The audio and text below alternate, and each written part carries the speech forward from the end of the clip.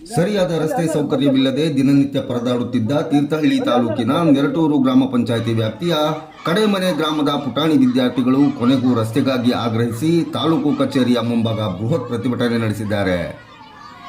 ಕಡೆಮನೆ ಗ್ರಾಮಕ್ಕೆ ಸಂಪರ್ಕ ಕಲ್ಪಿಸುವ ರಸ್ತೆಯು ಸಂಪೂರ್ಣ ಕೆಸರುಮಯವಾಗಿದ್ದು ವಾಹನ ಸಂಚಾರವಾಗಲಿ ಕಾಲ್ನಡಿಗೆಯಲ್ಲೂ ಓಡಾಡದಾಗದ ಪರಿಸ್ಥಿತಿ ಉಂಟಾಗಿತ್ತು.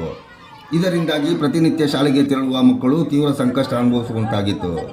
ಶಾಸಕರು ತಮ್ಮ ಜಾಗವಿರುವ ಬಿಟ್ಲ ಗ್ರಾಮದವರೆಗೂ ಕಾಂಕ್ರೀಟ್ ರಸ್ತೆ ನಿರ್ಮಿಸಿಕೊಂಡಿದ್ದಾರೆ.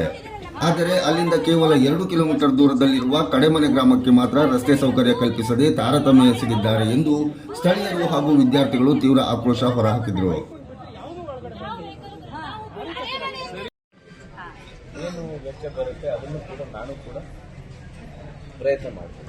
ಮಂಜೂರಾತಿಗೆ ನಾನು ಪ್ರಯತ್ನ ಮಾಡ್ತೀನಿ.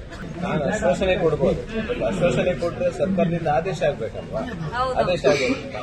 ಎಷ್ಟು ಹಣ ಬೀಳುತ್ತೆ ಏನು ಅನ್ನೋದನ್ನು ನಾನು ಪರಿಗಣಿಸಿ ನಿಮ್ಮ ಜೊತೆಗೆ ಮಾತಾಡಿ ಆ ನಂತರ ನಾನು ತೀರ್ಮಾನ ತಗೊಂಡು ನಿಮ್ಗೆ ಹೇಳ್ತೀನಿ. ನಾನು ಏನು ಮಾಡೋಕ್ಕಾಗುತ್ತೆ ಮಾಡೋಕ್ಕಾಗಲ್ಲ, ಖಂಡಿತವಾಗಿ. ಬಟ್ ಒಂದೇನಂದ್ರೆ ಇದೊಂದು ಈಗ ಹೇಗಿದ್ರೆ ನೀವು ಗಮನ ಸೆಳೆದಿದ್ದೀರಿ, ಸಾರ್ವಜನಿಕರ ಗಮನ ಸೆಳೆದಿದ್ದೀರಿ, ಕ್ಷೇತ್ರದ ಪ್ರತಿನಿಧಿಗೂ ಗಮನ ಸೆಳೆದಿದ್ದು ನನ್ನ ಗಮನಕ್ಕೂ ಬಂದಿದೆ. ಆ ಕಾರಣದಿಂದ ನಾನು ಇಲ್ಲಿ ಬಂದಿರೋದು. ಮಕ್ಕಳನ್ನ ಏನು ಎಜುಕೇಷನ್ಗೆ ಕೊಡಬೇಕು, ಮಾಡಬೇಕು, ಪ್ರಾಮುಖ್ಯತೆ ಕೊಡಬೇಕು, ಅದು ಖಂಡಿತ ನಾವು ಬಗೆಹರಿಸುವಂಥ ಪ್ರಯತ್ನ ಮಾಡ್ತೀವಿ. ಮಕ್ಕಳಿಗೆ